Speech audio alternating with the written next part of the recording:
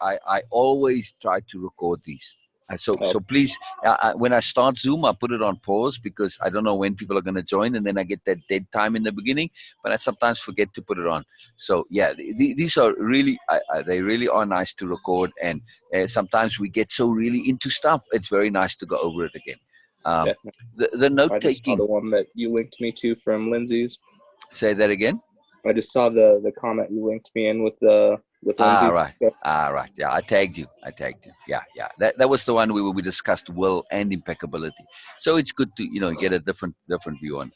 But this whole point of what we're about, this deliberation, it is huge. It's simply living life deliberately. I mean, try it right now. You walk from where you are, just walk to the other end of the room and back. Yeah. Yeah. I mean, actually do it quickly. Okay. Yeah, yeah. And just come back. Just walk there and back.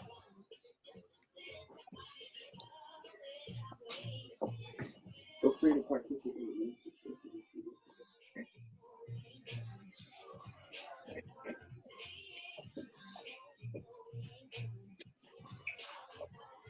Okay. Now walk deliberately there and back. Now walk deliberately. Just the idea already changes it, but literally just do it and you'll see what I'm saying in the feeling in your body. When you walk deliberately, you're adding an importance, you're adding a purpose, you're adding a feeling of significance, you're adding that willfulness that I am doing this because I choose to do this. I want to do this, and I'm doing it, and the only reason I'm doing this is because I want to. Nothing's forcing me. And when I do things because I want to, now of course they add power and joy and meaning and significance. So anything, even the simplest thing like walking across the room. Hello, hello, hello.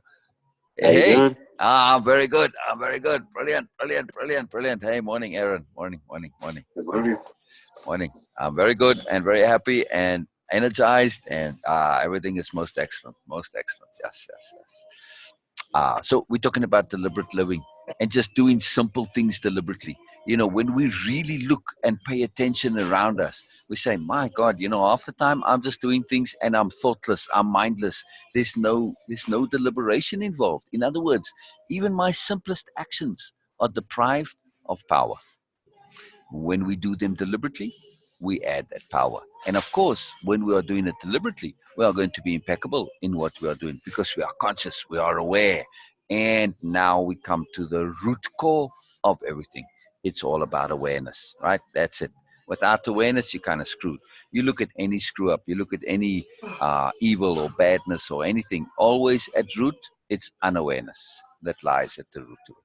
You boil it down, you say what came before, what came before, you think it through to the very end, which is one of our strategies, to think things through to the end, you get unawareness. But if we say, hey, I wish to be aware, and when we understand that all of life is geared to awareness, to stimulating, to fostering, to enhancing, to developing, to growing awareness, and it also assists you. It cannot do it for you because, well, and then it will be a program and you just be a robot.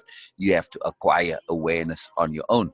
But the entire system we live in, it's geared towards this, towards awareness, towards the fostering and stimulation of awareness. And when we understand that and we start to live in attunement with the universe from this perspective, or with life, whatever you want to call it, the world, it makes no difference. You can say, if you have a religious bent, you can say God or Allah or Buddha or Krishna or whoever you like. It doesn't matter.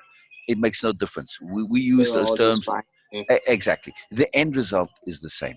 The end result is that it's all about you developing your awareness. Who and wow and how it helps you. You could say it's your own subconscious if you like, which is a good case to be made for that too. I can give you a very, very, boring kind of technical analysis and explanation of how it's all our subconscious. But it takes the magic out of it. I prefer to say, ask the universe, more magical. So, it's a deliberate self leverage. If I say it's my self conscious, it's like subconscious. It's not so fun.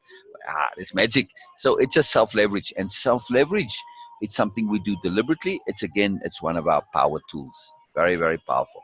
So getting back to awareness, when we start to live this deliberate way with this impeccability, it changes everything. because now we see significance in everything. We see meaning in everything. We see purpose in everything. And we choose to do whatever it is. Okay, you got to go clean the toilet. I have to clean the toilet. I want to clean the toilet because this is my responsibility. I want to have a clean toilet. I want to be respectful to my housemates. It's my choice to do so. Okay. And I'm going to do so impeccably. All right. So now I go and I clean the toilet as quickly, as efficiently, and thoroughly as I can because I don't want to waste my energy. And there you go. I'm happy because I'm doing it deliberately. It's a very big difference. The way I would take action with that is just mentally for myself creating any task as just a meditation and trying to find inner Exactly. peace with that, and that creates a Yes. great intent. Yes. Hello. Hello. Is that Susanna? No. Oh, it is. We met last night, right? I'm sorry. One second, Christian. At No way. Whole Foods. No. What's your name? Is Susanna? Suzanne. Oh my goodness. Yeah, but it's not because the Susanna I met had an accent. But man, you look just like her. I was like, wow, and almost the same name. Wow. Wow. Well, it's the universe. So we'll chat a little later then. That's significant. Wow, that's magical. I just met somebody by chance. There was an open seat and I needed a space to sit. And I said, can I sit here? And there were two people and they didn't know each other either. And then, one was Susanna and the other one was Kurt. And it's like, wow, but that's amazing. It's amazing. Anyway, all right. So back to our thing we were saying. So you were saying, say again the last thing you said. Sorry.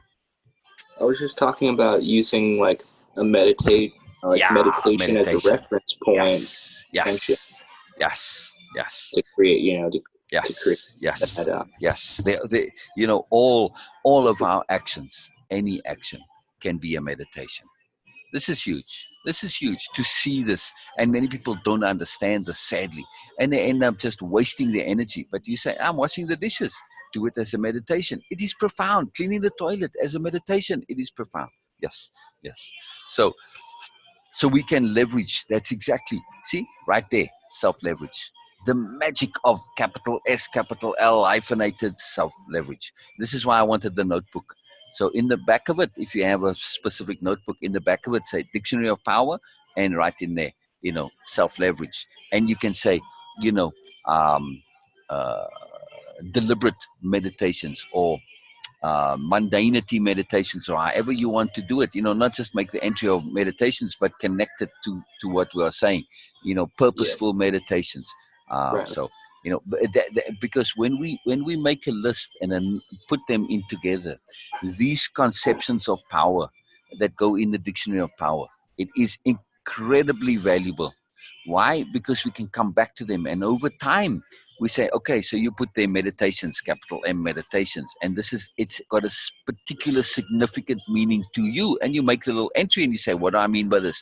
I mean that I can deliberately choose to make any mundane activity, or non-mundane activity, into a meditation as an act of deliberation. It is taking my life and taking everything and making it purposeful and meaningful Yeah. and significant, right? So it is deliberate living applied, because without application, it's all meaningless. And you'll hear me say that a million times, because the entire way of impeccability is geared towards practicality. That's Yeah. it. We are practical. Our spirituality is practical. Plus, also, in these things, like we just said now, this is a self-evident sensibility, right? This point on Mhm. meditations, it's self-evident. There's no need to believe anything. So one Right. of the key disruptive technologies that that really makes a difference in what we are doing is no belief required. I was going to say it's almost the opposite, letting go of belief systems in general. Exactly. The entire way of impeccability is precisely that. It Mm. is to say, yes, I can believe stuff because I choose to, and I know that my belief is something I'm using to leverage myself, but whether it turns out to be valid, accurate, or not makes no difference. So, yes, well, like I was saying with the universe, I don't necessarily believe it's the universe, but I use the term universe because, okay, I can say subconscious, but it's, let's say I choose to believe it's, say, God or Allah. Okay, I'm doing so deliberately, knowing that it is a belief of my choice and I'm not locked to it. I'm not limited by it. I know that I'm doing it simply because it helps me and assists me. So I'm using it strategically. So Accepting that, using it as the self-leverage system or mechanism. exactly, I've exactly. And heard those lines before. yeah. So, and as spirit warriors, one of our really powerful strategic strategies is that we set ourselves up in such a way that we get value and usefulness regardless of whether things turn out to be true or not true. Either way, we're okay. That's our power. That's our strategy. It's almost like the placebo effect with the intention for yourself to use it selfless. Exactly. Yeah, Yes, exactly. I actually would, I've always had this thought since I was a kid to actually market some bottles, placebo pills. And you write all about it, but it's like, here we go, take advantage of the placebo effect. And you buy, it's just sugar pills, and actually sell them. I don't think you can sell them as placebo pills, and I think they would be quite marvelous, especially right. like, you Literally, got kids and stuff. Here we go. Like placebo pill. Oh. to heal. Here you, What's that? I said, time to heal. Here you go. Yeah. For It's whatever leverage. symptom, insert Exactly, symptom. exactly. So we understand this, and we understand acutely. That our psychology, in some aspects of us, it's kind of stupid. Some parts in our brain, they're just simplistic little programs, and they can easily be tricked. And the placebo effect is one such. As long as it believes that this is something, it's a pill. So we leverage this aspects of our psychology. We understand that I is more than one, and that's grammatically correct, right? I is more than one. That's really something. That's really something. So I want to kind of, you moved a little away from impeccability That like specifically triggers to, something in my brain where I'm like, what? I is more than one, but it's the understanding essence, yeah, I being one collective consciousness. I resonate with that. exactly. So it's grammatically correct. I Right. is it's a collection of little I's. For instance, you've got the ego, you've got Mr. Stubborn, you've got Mr. Pride, you've got Mr. A, you've got Mr. Earnest, you've got all sorts of different aspects in us, you see. So we've got like our Mr. Crybaby, for instance, because all of us have this, because we had such a profound conditioning when we entered the world that rewarded us for complaining. That's the conditioning. From You from wanted birth, yeah. something, yeah, you complained, Right, you got it. But right. then, as we grew older, we realized, complaining, it's not a long term system. So complaining is usually a very it's not a really strong, like you can say we've got a Mr. Stubborn or Mr. Pride or Mr. Ego. Those are usually slightly stronger little sub programs, sub personalities. But the complaining one, that usually gets killed off fairly early, so it doesn't quite get a chance to develop as much. Because fairly soon you realize, no, complaining not going to happen. But for some people, it sticks and it's all their life. They still think this is a valid methodology. The reason those are little sub personalities is because the entirety of the brain, we also have our inner bureaucrats. And the inner bureaucrat's job is to essentially keep you alive. That's it. So they're not allowed one mistake. They're not allowed one mistake. This is their job. So because they're not allowed even one mistake, they tend to be extremely conservative and cautious, right? But also what they do is they never throw anything away. Well, they're bureaucrats, right? So the complaining, they say, well, you know what? In some situations, complaining is valuable, and it did work. And if those situations come about again, how can I throw away this capacity and ability to complain? So you keep that ability, right? Because they don't want to throw it away. And in adult life, sometimes it is necessary to complain, right? And so it is valuable. So all of these things, Yeah, pride, stubbornness, any of these things, they don't get thrown away because they are useful in some situations. It is I see. up to us to leverage them appropriately. For instance, take ego. Okay, you need I some was sense just of thinking, like, what do you think of like shadow egos then? what do I think of one? I was just gonna say, like, what do you think about the shadow ego then, in that sense of them never going away? Right. Okay, so look at ego. We need ego to give us some sense of self, some sense of independence. And so ego is quite necessary for a healthy development. It is just ego runs away with itself. And actually, sadly, ego, it gets corrupted by a very, very potent and prevalent false belief. And that false belief, that misbelief, is the belief in superiority. Mm. Ego is taught from early on that superiority and dominance and status and attention, it's a good thing, right? So we have It's been great a for culture. profound application of the inappropriateness of goodness.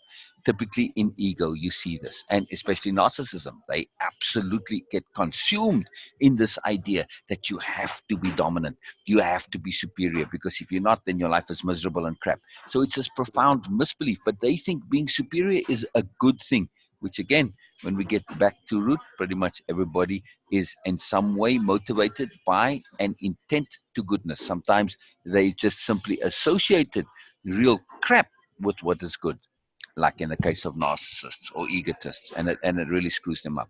But we can say, okay, so let's just go back to leveraging our inner aspects. That's what I call them, our aspects, right?